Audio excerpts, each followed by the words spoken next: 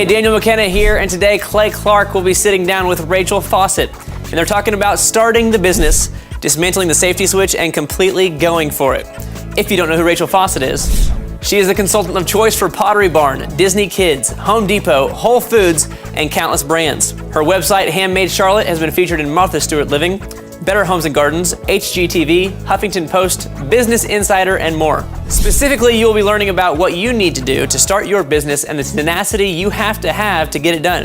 If you're currently getting your business off of the ground, then this lesson can be of huge value to you as you learn how to start and grow your business from Rachel Fawcett. So if you don't take today's lesson and apply it to your life and or business, then today's lesson could be more meaningless than trying to eat a clown because they taste funny.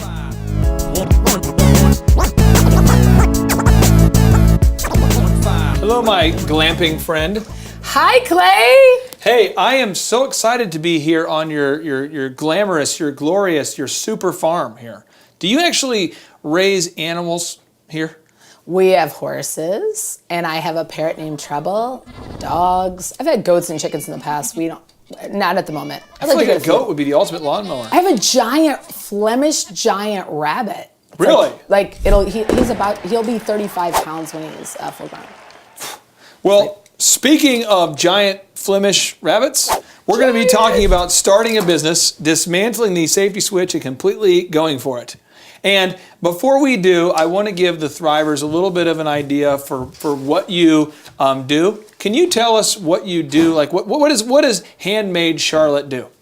Shut the door, Clay. I will. Somebody is doing it, and I will do it. Shut the door.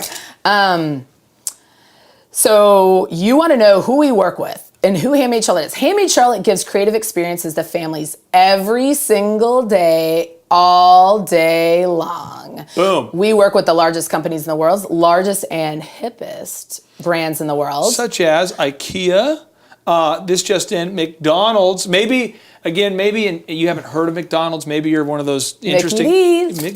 A Target? Target. Do you call it Target? Occasionally. Okay. And Home Depot? Home Depot. What? Yeah. And your products are in Michael's stores, Joann's store, Hobby Lobby, Walmart. The point is, you know what you're talking about, and so we're going to talk about really just starting the business, but dismantling that safety switch. I love that idea. So I'm going to read you a notable quotable to get your feedback on it, and then we'll dive right into it. Notable quotable. This is from Richard Branson, Sir Richard Branson. He's the billionaire founder of the Virgin Companies. He says, "I was dyslexic. I had no understanding of schoolwork whatsoever. I certainly would have failed IQ tests. And it was one of the reasons that I left school when I was 15 years old. And if I'm not interested in something, I don't grasp it."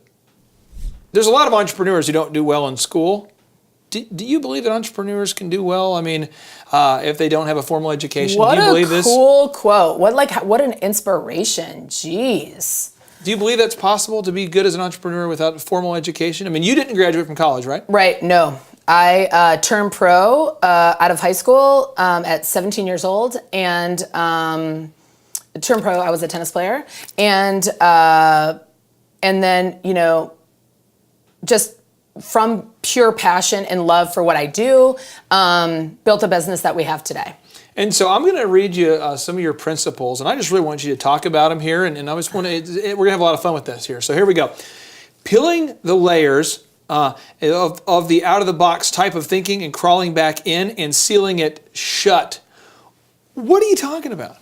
Well, a lot of people, I wanted to like a couple years ago, I came up with this idea that everybody's always thinking about out of the box. And that was like that coined phrase that everybody, and if you want to do new and exciting things, that it was out of the box. Out of the box. And so now I started thinking out of the box, everybody's out now.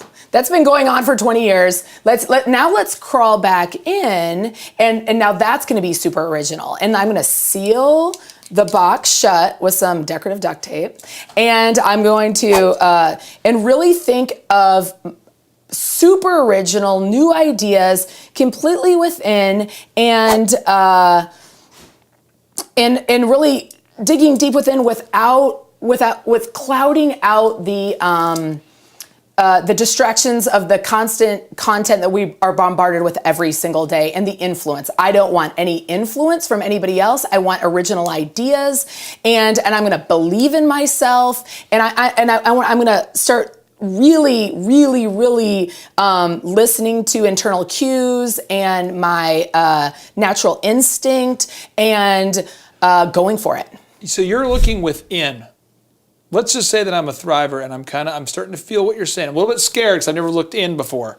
Right. How can I apply this? If I'm a thriver, I own a business, and I'm going, okay, I'm going to look within. What do I do? What do you mean looking for internal cues? What do you mean? Well, just like believing in yourself, and if you have an idea, and just because it hasn't been, proven before, or it's never been done before, or there's a very good chance that it might not work out, you own your own business. So you know what? The second that fails, if you tried, it might be big. I mean, that little thing that you were afraid to try because nobody had ever done it before, if you launch that idea and really, believe in those instincts, it could be a huge payoff. Now, if it proves to be wrong, and your instinct was wrong, you can shut that down right, the second after it launches. If you see burning down flames, I mean, you just literally, you pull the ripcord and you jump out of the plane, and then now you're floating again.